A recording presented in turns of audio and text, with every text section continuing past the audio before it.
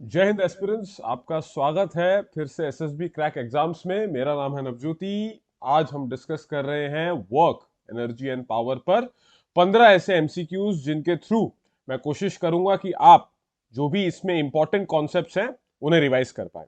चलिए पहले एमसीक्यू की तरफ बढ़ते हैं। A negative work is done when an applied force F and the corresponding displacement S R. So negative कब होता है आपका वर्क डन? तो वर्क डन लिखा जाता है dot product of force and displacement. ठीक है, यहां इसलिए ये बोल्ड में लिखा गया है बिकॉज दे आर वेक्टर्स। ठीक है, दे आर वेक्टर्स। तो ये डिफाइंड होता है एफ का मैग्नीट्यूड मल्टीप्लाइड बाय एस का मैग्नीट्यूड कॉस थीटा। सो ये नेगेटिव तभी होगा जब कॉस थीटा जो है वो क्या हो, क्योंकि यहां पर ऑप्शंस में क्या बोला गया है, perpendicular to each other, parallel to each other, anti parallel to each other या इक्वल इन मैग्नीट्यूड, यानी कि इनके बीच का एंगल बोला गया है, दोनों वेक्टर्स के बीच का। तो उसी से ये पता चलेगा परपेंडिकुलर होगा, पैरेलल होगा, कैसा होगा।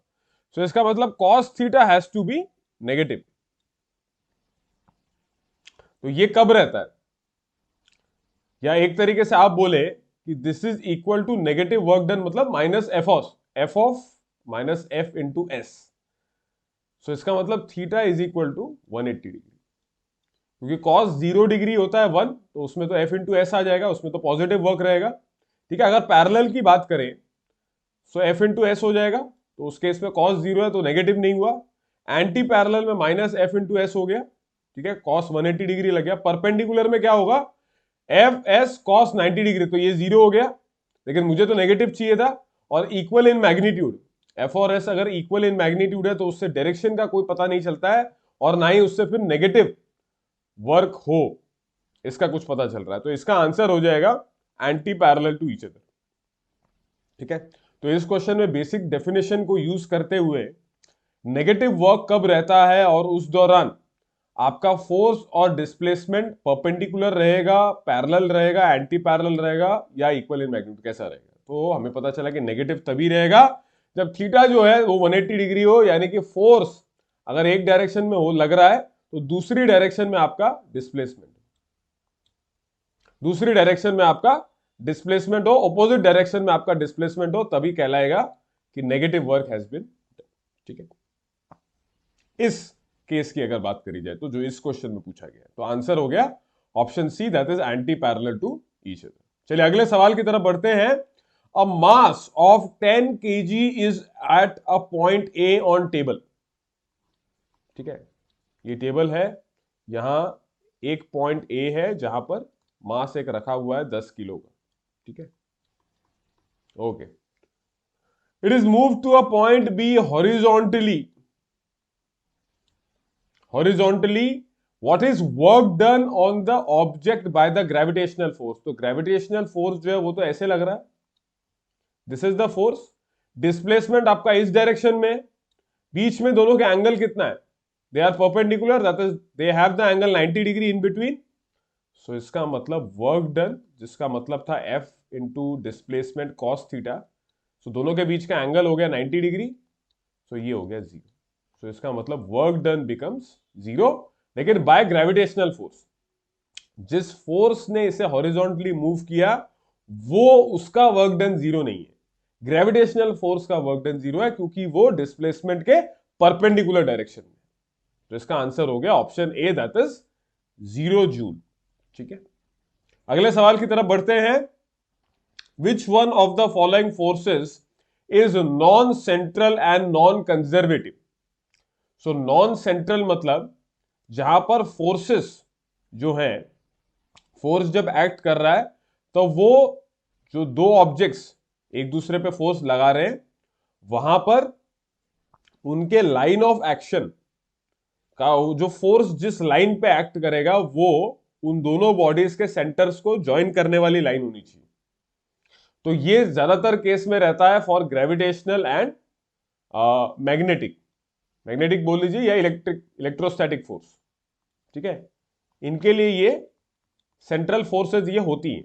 ठीक है, क्योंकि जैसे ग्रेविटेशनल की बात करी जाए तो एक बॉडी है, मास m1, मास m2, दोनों के बीच का जो सेंटर्स को मैंने कनेक्ट किया, तो इसी लाइन के अलोंग फोर्स एक्ट करता है, तो ये फोर्सेस कहलाती है सेंट्रल फोर्सेस।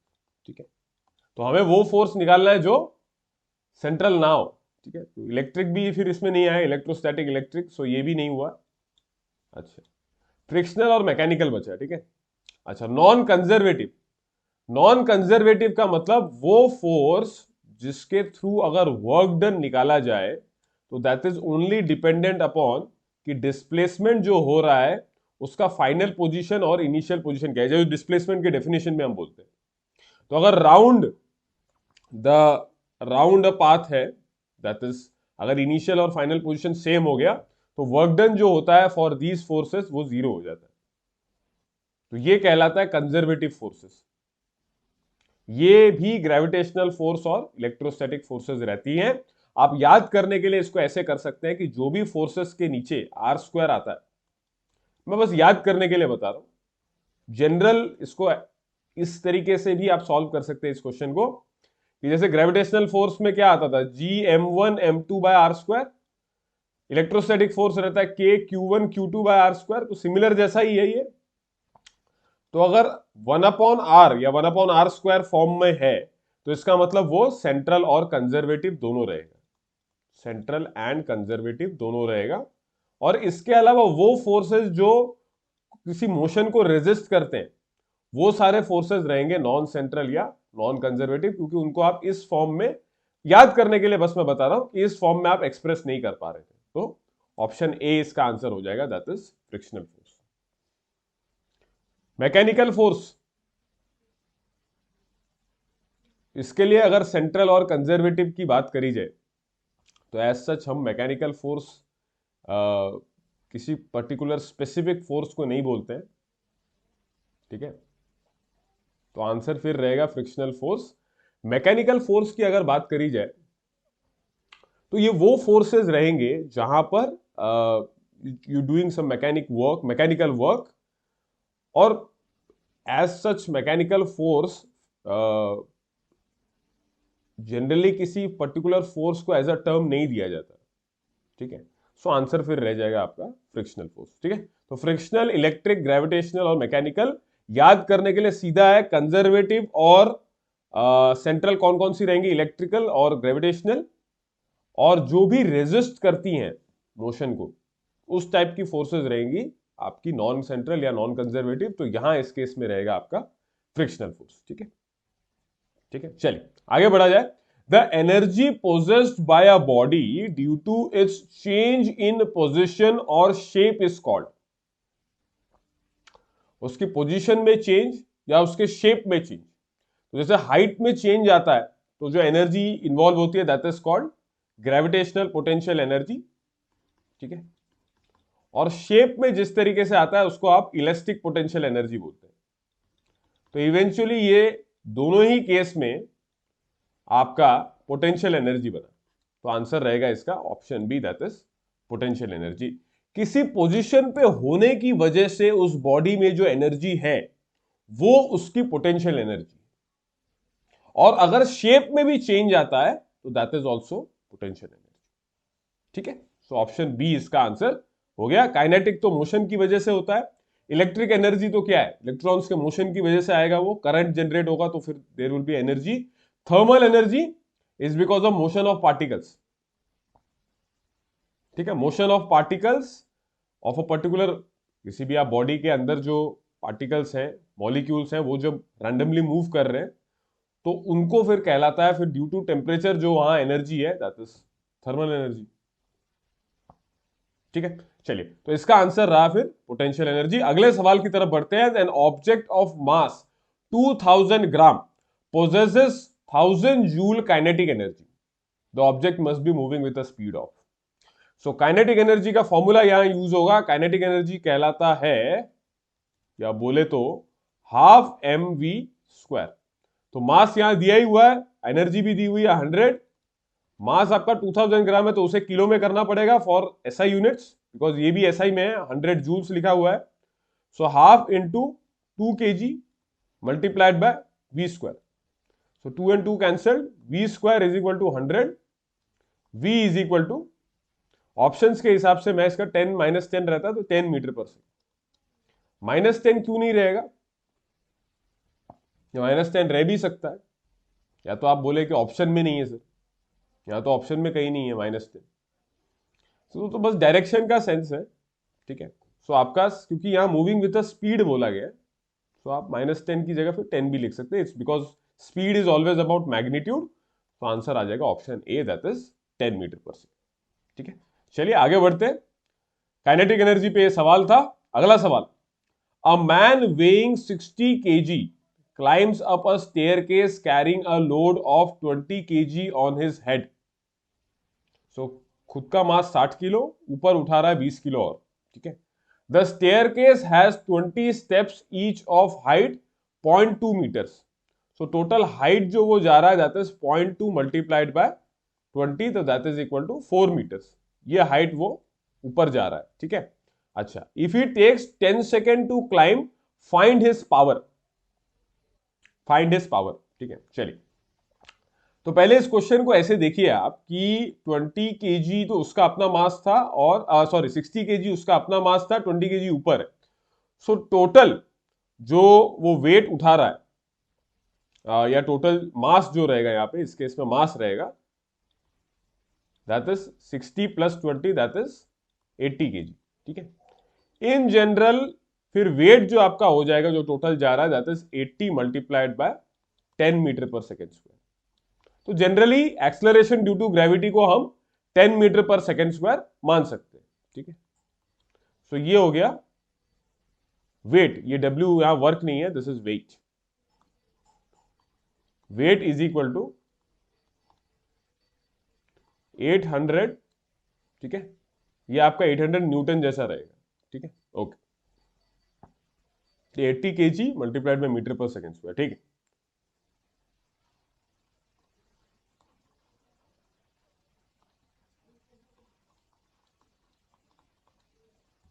ठीक है, ओके।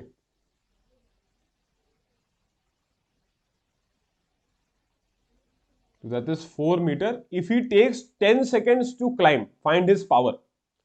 सो पहले पावर निकालने से पहले उसने एनर्जी कितना लिया या एनर्जी कितना खर्च किया, तो वो पोटेंशियल एनर्जी के बराबर ही होगा। वाई? बिकॉज यहां हाइट इन्वॉल्व हो गई। सो एक पर्टिकुलर ऑब्जेक्ट को उठाकर वहां से एक पर्टिकुलर हाइट तक लेके जाने के लिए अगर h हाइट आप लेके जा रहे हो और उसका अपना मास जो है वो m है, सो जो पोटेंशियल एनर्जी होती है दैट इज इक्वल टू इसका weight, that is mg multiplied by height. So mgh के बराबर होगा। तो यहां भी इस केस में आपका पोटेंशियल एनर्जी जो हो गया दैट इज mgh। हमने mg तो निकाल ही दिया था वेट, तो 800 मल्टीप्लाइड बाय 4, तो that is equal to 3200 joules. अच्छा, पावर का मतलब क्या है? Energy consumed per unit time. So ये हो गया 3200 जूल, और 10 सेकेंड के लिए बोला है, तो 10 सेकेंड, तो ये हो गया 320। और पावर का यूनिट रहेगा जूल पर सेकेंड, या जूल पर सेकेंड को ही बोला जाता है 320 वॉट। सो आंसर हो गया इसका option A, that is 320 watts. ठीक है, I hope this question is clear. मैं वापस देख लेते हैं इसको। 60 केजी का उसका अपना मास था, 20 किलो का और वो लोड उठा रहा है अपने हेड पे। देखिए, आप कैसे कंफ्यूज नहीं होंगे कि ये 60 केजी वेट है या मास है। केजी लिखा है तो यूनिट ये मास की है, वेट होता तो न्यूटन लिखा होता, ठीक है, या केजी फोर्स लिखा होता तो हम बोलते कि अच्छा ये वेट है, अदरवाइज दिस इज मास। अच्छा, तो 60 खुद का वेट भी तो उठाने के लिए एक पावर खर्च होगा 100%, उसके लिए भी तो एनर्जी कंज्यूम होगी ना। सो अपना मास प्लस 20 केजी जो वो हेड पे उठा रहा है, इसके कॉरस्पॉन्डिंग आपने वेट कैलकुलेट कर लिया। इस वेट के कॉरस्पॉन्डिंग आपने पोटेंशियल एनर्जी निकाल दिया, that is potential energy is equal to mgh। तो वहां से पोटेंशियल एनर्जी मेरे को मिला जो कंज्यूम हुआ, दैट वुड बी 3200 जूल, या इसको ऐसे बोले कि 3200 जूल्स की एनर्जी उसकी अपने शरीर से गई, ठीक है। सो जो पावर उसका रहा that would B 3200 divided by 10 seconds. तो इसका आंसर हो गया 320 वॉट्स। चलिए अगले सवाल की तरफ बढ़ते हैं। When a long spring is stretched by 2 centimeter, its potential energy is U. If the spring is stretched by 10 centimetre then the potential energy now becomes. So U जब रहता है तो ये पोटेंशियल energy is basically elastic potential energy, और इसका formula होता है, एक पर्टिकुलर स्प्रिंग के लिए इसका फॉर्मूला रहेगा हाफ के एक्स स्क्वायर, जहां के जो है वो स्प्रिंग कांस्टेंट है,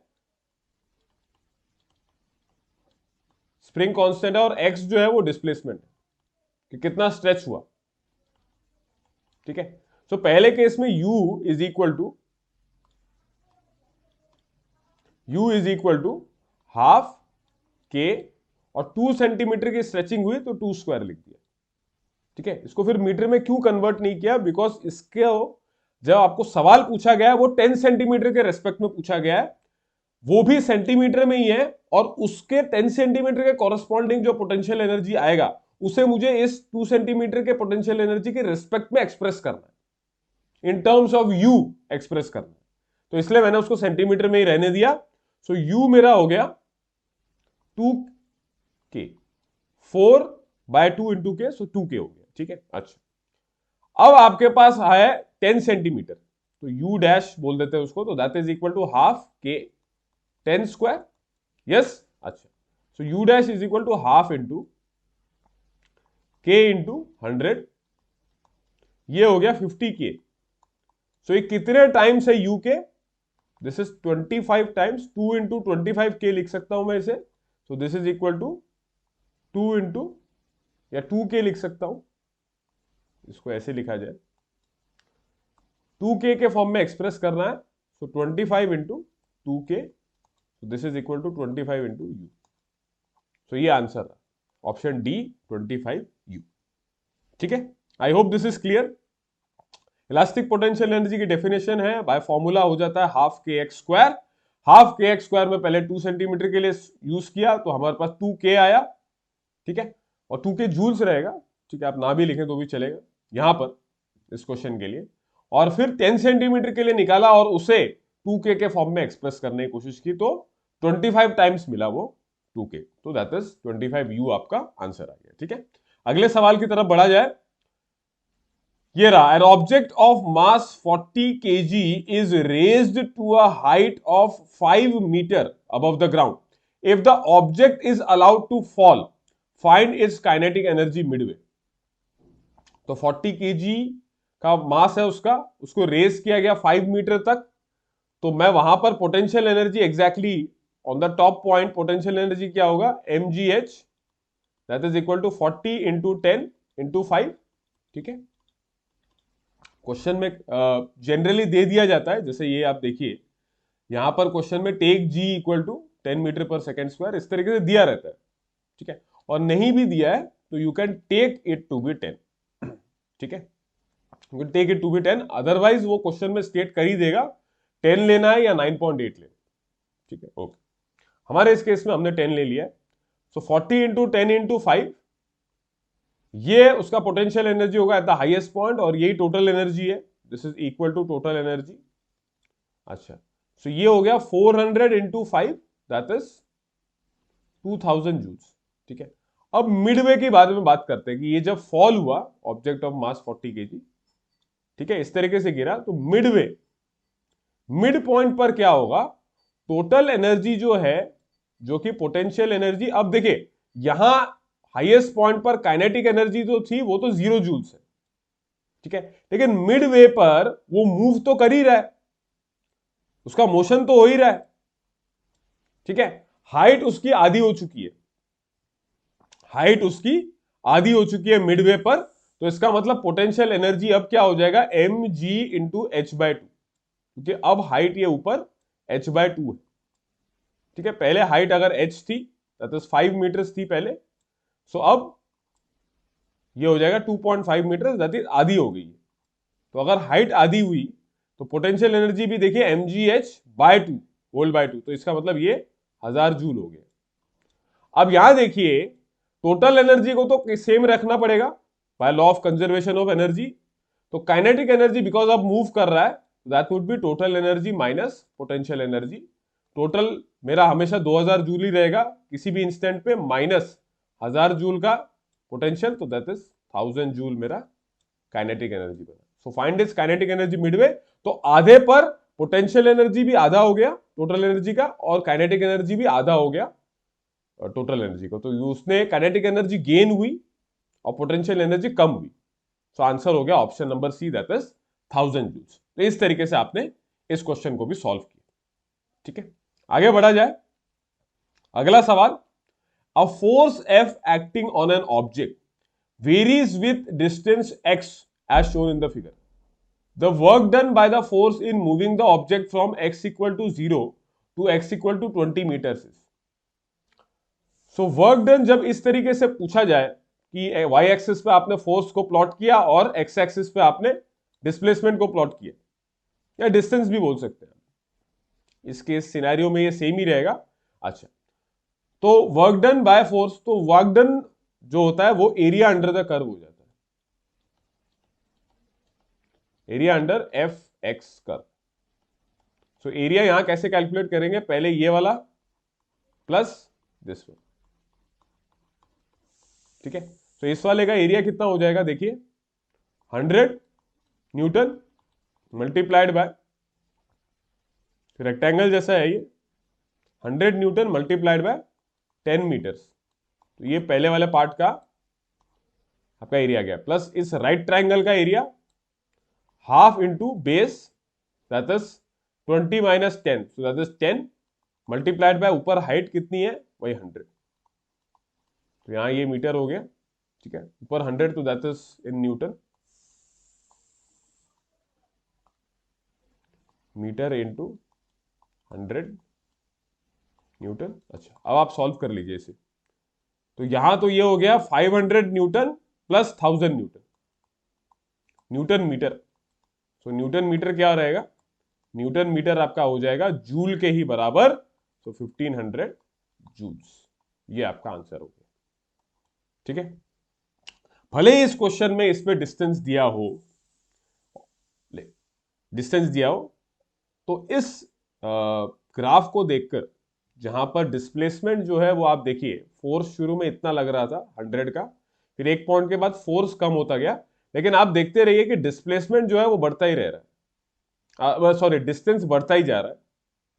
पहले 5 था, फिर 10, फिर 15, फिर तो अल्टीमेटली आप उसको डिस्प्लेसमेंट यहां इस सिनेरियो में मानेंगे, और उससे फिर आगे सॉल्व करने पर ये 1500 जूल्स आ जाएगा कि टोटल एरिया जो है अंडर द कर्व, उसको सॉल्व किया तो that will give me the work done while the force is moving from 0 to 20 metres. और 0 से 20 मीटर तक मूवमेंट का देखना है, तो 0 से 20 मीटर मतलब फिर वहां डिस्प्लेसमेंट का कहां से सीन आएगा, the distance here will be equal to the displacement. ठीक है, तो ऐसे सॉल्व करके आपका आंसर आ गया 1500 जूल्स। अगले सवाल की तरफ बढ़ते हैं। For a particle mass m और velocity v having a momentum p, which one of the following correctly describes the kinetic energy of the particle? So momentum is p, that is equal to mass into velocity, यही होता है by definition of momentum, तो mv लिख देता हूं। अच्छा, इसको आपको रिलेट करना है विद द काइनेटिक एनर्जी। तो काइनेटिक एनर्जी होता है आपका हाफ, k लिख देते हैं उसको, so k is equal to half mv square, yes half mv square. अब इन दोनों को कनेक्ट करना है आपको। अच्छा, तो यहां से अगर मैं p स्क्वायर कर दूं तो ये हो जाएगा m स्क्वायर v स्क्वायर। अच्छा, यहां से v स्क्वायर क्या हो जाएगा, p square by m square. इसको यहां सब्स्टिट्यूट कर दीजिए, k is equal to half, m ऐसे ही रहा, v स्क्वायर की जगह p square by m square. तो ये हो गया ऊपर का m और नीचे का m square, so p square by 2। तो ये हो गया आपका काइनेटिक एनर्जी। तो आंसर रहा आपका option number D, p square by 2। तो आपको काइनेटिक एनर्जी और मोमेंटम के बीच में रिलेशन चाहिए, तो ये रहा, is equal to momentum square by 2 times mass. ठीक है, अगला सवाल आगे बढ़ा जाए। ठीक है, work done by a body against friction always results in. तो फ्रिक्शन के अगेंस्ट जब भी आप वर्क डन करेंगे तो 100% सी बात है कि आपका जो फ्रिक्शन किस तरीके का फोर्स है, ये रेजिस्टिंग फोर्स है, मोशन को रेजिस्ट करता है। जैसे मान लीजिए एक बॉल एक पर्टिकुलर काइनेटिक एनर्जी से मूव कर रही है, ऑन अ सरफेस और फ्रिक्शन वहां एक्ट कर रहा है, तो जो इसका वैसे फोर्स से ये अप्लाई करता जिससे ये मूव कर सकता था, बिकॉज ऑफ फ्रिक्शन उसको एक रेजिस्टेंस जनरेट हो रहा है और वो इस काइनेटिक एनर्जी को कम करेगा। ठीक है, तो सिंस काइनेटिक एनर्जी का कम हो रहा है, काइनेटिक एनर्जी कम हो रही है, तो ऑप्शन ए इसका आंसर हो जाएगा, that is loss of kinetic energy. ठीक है, अगेंस्ट फ्रिक्शन आप अगर वर्क कर रहे हैं तो आपका अपना काइनेटिक एनर्जी कम हो जाएगा, अगेंस्ट फ्रिक्शन अगर वर्क हो रहा है। ठीक है, चल इसे आप समझ सकते हैं वर्क एनर्जी थ्योरम से भी कि चेंज इन वर्क डन या work done is equal to change in the kinetic energy. तो मान लीजिए पहले हाफ एम वी स्क्वायर पे मूव हुआ minus half m u square. ठीक है, सो आप जो वर्क डन कर रहे हैं that is against friction, friction के अगेंस्ट हो रहा है। सो काइनेटिक एनर्जी जो पहले थी जिससे ये मूव कर रहा था, अब जिस काइनेटिक एनर्जी से ये मूव करेगा उसमें रिडक्शन आएगा। वाई? बिकॉज फ्रिक्शन जो है वो आपकी स्पीड को कम करेगा। आप उसको ऐसे मान सकते हैं कि स्पीड में रिडक्शन आया, तो स्पीड में रिडक्शन मतलब क्या, मास तो सेम ही है, हाफ एम वी स्क्वायर, पहले ज्यादा वेलोसिटी v थी या ज्यादा स्पीड v था, अब v जो स्पीड है वो कम हो चुका है, तो अब मेरा काइनेटिक एनर्जी कम हो गया बिकॉज ऑफ फ्रिक्शन। ठीक है, तो इसका आंसर रहेगा लॉस ऑफ काइनेटिक एनर्जी। ठीक है, आगे बढ़ा जाए, अगला सवाल। A block of mass 2 kg initially at rest moves under the action of an applied horizontal force of 6 Newton on a rough horizontal surface। तो 2 kg का ब्लॉक है, ये मूव करने लगा इस तरफ बिकॉज ऑफ 6 न्यूटन का यहां से फोर्स लगा। ठीक है, अच्छा इसको रेजिस्ट भी कर रहा है। The coefficient of friction between block and surface is 0.1 newton, यानी कि इस तरफ फोर्स ऑफ फ्रिक्शन लगेगा, that will be equal to reaction force multiplied by coefficient of friction. यहां इस केस में आपका जो नॉर्मल रिएक्शन फोर्स है that will be equal to the mg। ठीक है, तो ये हो गया म्यू mg के बराबर। ठीक है, अच्छा चलिए यहां तक बात हो गई। Work done by applied force, यानी कि 6 न्यूटन जो है वो कितना फोर्स अप्लाई कर रहा है, यही आपको निकालना है। ठीक है, सो इस केस पे आप सबसे पहले क्या निकालेंगे कि पूरा बॉडी कितना डिस्टेंस, क्योंकि वर्क डन निकालना है तो वर्क डन के लिए फोर्स आपके पास ही है 6 न्यूटन, लेकिन इस सिस्टम में दो फोर्सेस के एक्ट होने की वजह से 10 सेकंड में ये बॉडी 2 किलो की कितना मूव करेगी, that is it's displacement S, ये मुझे कैलकुलेट करना पड़ेगा। और डिस्प्लेसमेंट एस मैं निकाल सकता हूं by using finding out the acceleration, और एक्सेलरेशन आएगा by finding the effective force जो यहां पे काम कर रहा है। ठीक है, सो यहां इफेक्टिव फोर्स बेसिकली वर्क करेगा, पहले ये फ्रिक्शन फोर्स निकाल लेते हैं। So 0.1 multiplied by 2 kg multiplied by 10 metre पर सेकेंड स्क्वायर ले लेते हैं। So 20 into 0.1 gives you 2 newton, यानी कि इफेक्टिवली यहां 2 न्यूटन का फोर्स लग रहा है, 6 न्यूटन से आगे मूव कर रहा है, 2 न्यूटन उसे दैट इज फ्रिक्शन फोर्स उसे मोशन में रेजिस्ट कर रहा है उसको। सो अब मेरा इफेक्टिव फोर्स जो हो गया that is 6 minus 2 that is equal to 4 newton. ठीक है, अब इस 4 न्यूटन के फोर्स की वजह से अब मेरा बॉडी एक्चुअली मूव कर रहा है, इफेक्टिवली अब इसकी वजह से मूव कर रहा है, तो इसकी वजह से जो एक्सेलरेशन होगा वो मैं निकाल लेता हूं। तो acceleration will be equal to 4 that is force divided by the mass, acceleration by second law of Newton, force is equal to mass into acceleration. तो यहां से मैं एक्सेलरेशन निकाल सकता हूं 4/2, तो ये 2 मीटर पर सेकेंड स्क्वायर आ गया। सो इसका मतलब जो मेरा 2 किलो का बॉडी है वो 2 मीटर पर सेकेंड स्क्वायर से एक्सेलरेट हो रहा है इन दिस डायरेक्शन। ठीक है, अच्छा सो डिस्प्लेसमेंट निकालना है अब इस एक्सेलरेशन के थ्रू। तो मैं एक जो मेरे पास इक्वेशंस है मोशन के, उसमें से सेकेंड इक्वेशन यूज कर सकता हूं ut plus half at square, क्योंकि टाइम मेरे पास है दैट इज 10 सेकेंड्स। ut क्योंकि इनिशियली रेस्ट पे था तो u would be 0 that is the initial velocity, so ये 0 इंटू टी हो गया। Okay, plus half into acceleration यहां पे कितना है 2 और मल्टीप्लाइड बाय टाइम 10 स्क्वायर। ठीक है, सो डिस्टेंस कितना ट्रेवल हुआ वो देखिए, distance traveled would be 0 plus 100. So that is equal to 100 meters. 100 metre इसका मतलब इस सिस्टम में रहने की वजह से जहां पर एक फोर्स है जो उसे आगे मूव कर रहा है और एक फोर्स है फ्रिक्शन का जो उसे रेजिस्ट कर रहा है मोशन में, तो इवेंचुअली इफेक्टिवली जो वो डिस्टेंस मूव करेगा in 10 seconds, that would be 100 metre. तो अब यहां से वर्क डन निकाल सकता हूं मैं. ध्यान रखिए यहां work done by applied force है, तो वो फोर्स कितना था 6 न्यूटन मल्टीप्लाइड बाय डिस्टेंस कितना ट्रेवल हुआ 100 मीटर, तो ये हो गया 600 जूल्स. तो यही आपका आंसर हो गया 600 जूल्स. नेगेटिव पॉजिटिव या नेगेटिव क्यों नहीं आया? क्योंकि in the direction of applied force हो रहा है. अगर displacement against the direction of होता force, that is anti parallel, जैसे शुरू के एक क्वेश्चन में हमने देखा था वैसा होता, तो वहां हम नेगेटिव लिखते. ठीक है, तो इस तरीके से आपने सॉल्व किया इस क्वेश्चन को. आपने इफेक्टिवली पहले इस बॉडी पे जो एक्सेलरेशन लग रहा है वो निकाल लिया और उसके थ्रू कितना ये डिस्टेंस ट्रेवल करेगा वो आपने निकाल लिया. जैसे ही वो आपके पास आ गया, अब आप वर्क डन निकाल सकते हैं फोर्स मल्टीप्लाइड बाय डिस्प्लेसमेंट. ठीक है, तो इसका आंसर रहा फिर 600 जूल्स. आगे अगला सवाल की तरफ बढ़ते हैं. A lamp consumes 1000 joule of electric energy in 10 seconds, what is its power? तो सिंपल सा है, power is energy by time. ठीक है, कंज्यूम हुआ या एक्सपेंड हुआ उससे कोई फर्क नहीं पड़ता, दैट इज एनर्जी पर यूनिट टाइम, तो that is 1000 joule bye 10.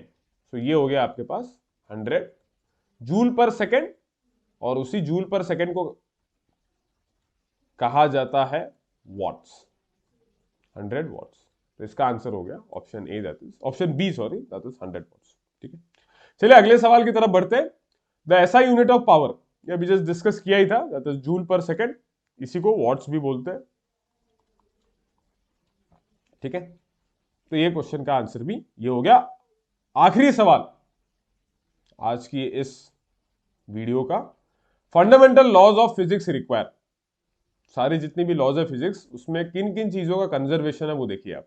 Option A में conservation of energy, then non conservation of charge. दूसरा है conservation of charge and non conservation of linear momentum. फिर conservation of charge and non conservation of energy, conservation of energy, momentum and charge. तो तीनों ही चीजों का conservation होता है while we are studying the fundamental laws of physics. Energy, momentum, अगर मान लीजिए आप कंफ्यूज हो रहे हैं कि एनर्जी और मोमेंटम ही अगर मान लीजिए चार्ज है कि नहीं ये नहीं पता, ये तो हम श्योर है कि एनर्जी और मोमेंटम तो होता है, तो वो ऑप्शन डी में ही है. इसमें तो नॉन कंजर्वेशन ऑफ एनर्जी बोल दिया, non conservation of linear momentum बोल दिया, तो ये तो नहीं होंगे. अच्छा, ऑप्शन ए में क्या बोला? एनर्जी बोला है, नॉन कंजर्वेशन ऑफ चार्ज बोल दिया. ठीक है, तो ए और डी में आप कंफ्यूज हो सकते हैं. तो इस सिनेरियो में आप इसको याद कर लीजिए कि एनर्जी भी कंजर्व होती है, कहीं एक्स्ट्रा कोई बना नहीं सकता या कोई डिस्ट्रॉय नहीं कर सकता. सेम इज फॉर मोमेंटम, वो भी कंजर्व होता है एवरी सिनेरियो में, और चार्ज भी कंजर्व्ड रहेगा हमेशा. ठीक है, तो इसका आंसर रहेगा option D, that is conservation of energy, momentum and charge. याद रख लीजिए सारे फंडामेंटल लॉज फिजिक्स के इन तीन कंजर्वेशन पर बहुत अच्छी तरह से डिपेंड करते हैं. ठीक है, चलिए, तो ये था 15 MCQs on work, energy and power. I hope आपको इंपॉर्टेंट कॉन्सेप्ट्स का एक अच्छा खासा रिवीजन मिला हो. टिल देन और भी वीडियोस इसी तरीके से पोस्ट होती रहेंगी चैनल पर, आप देखते रहिए और अपनी प्रिपरेशन को और बूस्टअप करते रहिए इनसे. Thank you so much for watching. जय हिंद. अगर आप एक डिफेंस एस्पिरेंट हैं और SSB interview, NDA, CDS, AFCAT जैसे एग्जाम्स के लिए प्रिपेयर कर रहे हैं, तो आप एसएसबी क्रैक एग्जाम्स के कोर्स को चेक करना ना भूलें. आप हमारी लर्निंग एप्लीकेशन को गूगल प्ले स्टोर से भी डाउनलोड कर सकते हैं.